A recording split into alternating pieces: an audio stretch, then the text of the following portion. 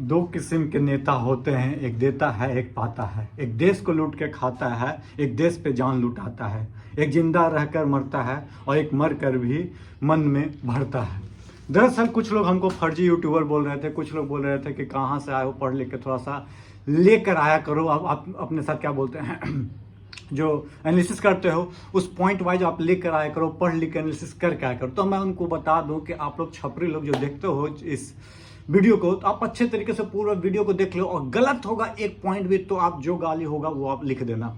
दरअसल मैं आज हम बात कर रहे हैं, जो आप लोग बेरोजगारों की बात करते हो, जो सब लोग बोलते हैं पता है क्या, कि भाई इतना जनसंख्या बढ़ गया है, सबको मोदी जी रोजगार थोड़ी ना दे सकते हैं, सबको सरकार कैसे रोजगार देगा, इन्हें बताइए। जनसंख्या दिन पे दिन बढ़ते जा रहा है और रोजगार बढ़ेगा कैसे, इन्हें बताइए। तो हमको उससे एक क्वेश्चन है कि भैया रोजगार बढ़ नहीं सकता है, हम मानते हैं आपकी एक बात को, हम 1% मान भी लेते हैं, लेकिन जो रोजगार पहले से था उसको काहे खाते जा रहे हैं, इन्हें बताइए। वो तो देना चाहिए आपको, जो पहले से रोजगार था, जो पहले से जो सीटें थी, वो कहाँ कौन खा गया, कौन डकारो नहीं मारा जो खाने के बाद, खैला के बाद डकारो लिया जाता है, डकारो नहीं लिया है, उस पर आप लोग चुप हो जाते हैं। इन्हें बताइए, आप प्राइवेटाइज करते जा रहे हो, दिक्कत नहीं प्राइवेटाइजेशन, दिक्कत ये हो कि जो प्राइवेट होगा नौकरी, तो पता क्या होगा, पहले जान पहचान वाला को लगा दिया जाएगा। रेलवे प्राइवेट हो रहा है तो रेलवे में यदि कोई घुस गया है तो उसको अपना चाहेगा अपना आदमी को पहले लगा लिया है कि नौकरी जब लेना है रेलवे का, चाहे ग्रुप डी का भी नौकरी लेना हो तो आपको एग्जाम देना होगा, मानिए या ना मानिए। इससे ये फायदा होता है कि सबको इक्वल अपॉर्चुनिटी मिल रहा है, ये होता है, समझे कि नहीं। जो बोलते हो कि भाई सबको रोजगार दे सकते हैं, कि सबको रोजगार कहाँ मांग रहा है भाई, सब रोजगार सबको थोड़े पहले देता था कांग्रेस या कोई भी सरकार नहीं दे सकता है, कहीं की सरकार नहीं दे सकती।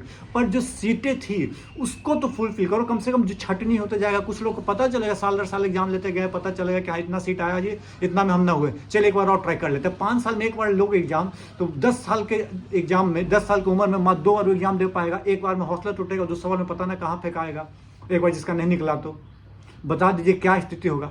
चलिए तो हम आपके लिए वैकेंसी लेकर आए कि आईबीपीएस पीओ का हाल इतना बुरा है, इतना खस्ता हाल, आईबीपीएस पीओ का जो वैकेंसी का डिक्रीमेंट हुआ है, मैं सबसे पहले उस पर चर्चा करता हूं। सबसे पहले मैं आपको बता देता हूं कि आईबीपीएस पीओ 2012 से शुरू करते हैं, उसमें वैकेंसी आई थी 22,000, 13 में 21,000, 14 में 16,700, प्लस जोड़ते जाइएगा, प्लस हम नहीं बता रहे हैं। 15 में आ गया 12,000, 4,000 की घट्टे के साथ। 16 में डायरेक्ट आधा हो गया 8,000, 17 में 3,500, 18 में 4,252, चलिए 19 में 4,336, 20 में 1,167। ये डिक्रीमेंट आप देख रहे हो कहाँ कहाँ, फिर कहीं पता नहीं चला कि आईबीपीएस पीओ के वैकेंसी गायब हो न जाए। ये हो गया मैं आपको आईबीपीएस पीओ के 5-7 साल के 8 साल का मैंने आपको बता दिया।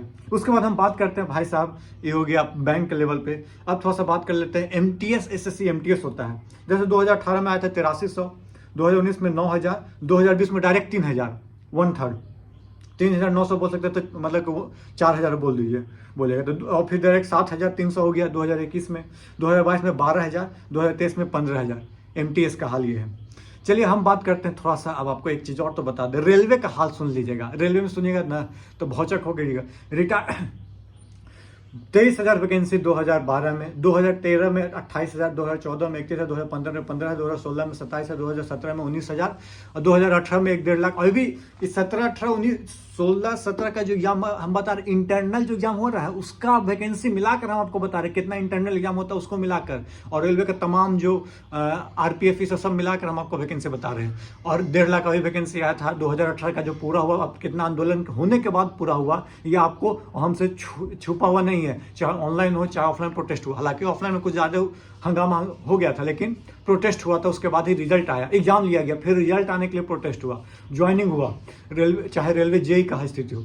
अब मैं आपको बता देता हूँ, 2015 में सीनियर सेक्शन इंजीनियर का एग्जाम को रोका गया, उसके बाद बोला गया कि न्यू तरीके से लिया जाएगा, पता ना नया तरीका कब आएगा, ये भगवान मालिक और क्या बोलते हैं रेलवे मंत्री हम लोग को मालिक हैं। ये स्थिति है आपको रेलवे जोन का बात करते हैं। तो अब हम बात करते हैं आपको एसएससी सीएचएसएल की बात कर लेते हैं। अभी 2024 में 3,700 112 आया, उसके पहले 1,600 आया था, उसके पहले क्या बोलते हैं 4700, और उसके पहले 4800, 93, 4900 बोल सकते हो, फिर 5700 आया था आपको 2020 में, 6700 आया था आपको 19 में, और 2018 में बता देते हैं 3200।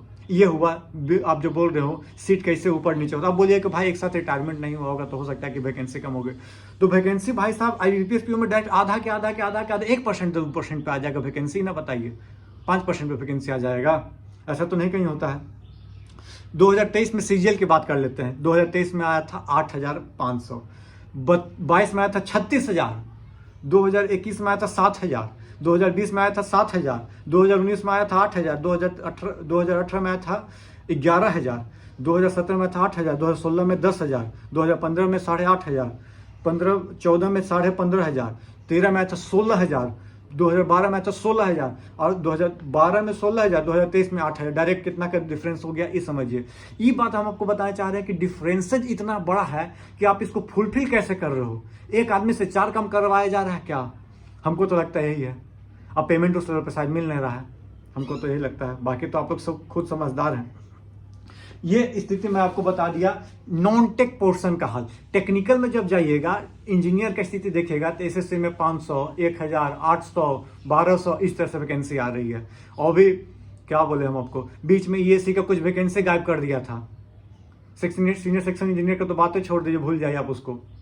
ये स्थिति है इंजीनियर लेवल का। गेट के PSU में जो जॉब आता था, जो रैंक पाता था 80 नंबर कट ऑफ के साथ, जो क्या बोलते 60 नंबर कट ऑफ, 60 से 65 नंबर कट ऑफ के साथ NHI में जाते थे लोग, वो कट ऑफ पहुंच गया 70, 75, 80 पहुंच गया NHI में जाने के लिए। समझ सकते हो कि स्थिति कितना गंभीर है।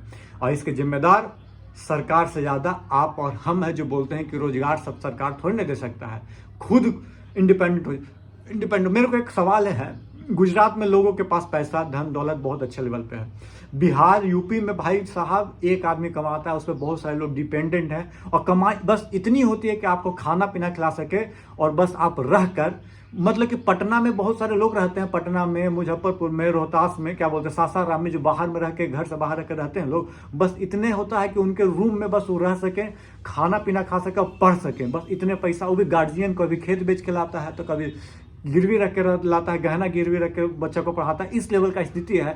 उसके बावजूद यदि लोग कहते हैं, चाहे मुखर्जी नगर कोई लोग जाता है तैयार होकर, तो आपको क्या लगता है बहुत सारे लोग अच्छे बैकग्राउंड से नहीं होते, उसके बाद भी उसके गार्जियन चाहते हैं कि लड़का पे लगा देंगे ना, तो निकल जाता है।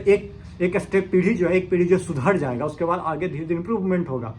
इसीलिए लोग पैसा लगाते हैं। कुछ लोग कि भाई क्या बोलते हैं, मुद्रा योजना के तहत लोन लेके जॉब कीजिए, जॉब दीजिए लोगों को, और मुद्रा योजना फेल हो गया था, जो क्या बोलते हैं, बिजनेस फेल हो गया, तो उसका जिम्मेदार क्या होगा? क्या होगा? कहाँ से लाएंगे 10 लाख उसको भरने के लिए? 20 लाख कहाँ से देंगे बताइए? इसका जवाब नहीं है। घर खेत बेच के हम बिजनेस यदि शुरू करते हैं दोस्तों, आप या हम, तो खेत यदि खराब हो जाता है, क्या बोलते हैं, बिजनेस, चांसेस ऑफ बिजनेस का फेल होने का चांस है कि नहीं दोस्तों? बहुत ज़्यादा चांस होता है। कोई भी बिजनेस खोलते हैं आप तो अब बिजनेस में कहा गया कि जितना आप इन्वेस्ट कर रहे हो उतना आपके पॉकेट में होना चाहिए। सपोज कि हमारे पास 6 कट्ठा जमीन है, 3 कट्ठा बेच दे, 3 कट्ठा है, 3 कट्ठा चल जाएगा, 3 कट्ठा रहेगा, उसमें खाएंगे कमाएंगे, क्या क्या करेंगे, जो समझ जाइए स्थिति ये है। एक सिंपल लैंग्वेज लॉजिक में हम बता रहे हैं आपको। अब 3 को कट्ठे तो क्या बेचे देंगे, तो नंगा खाएगा क्या, निचोड़ेगा क्या वाला हाल हो जाएगा।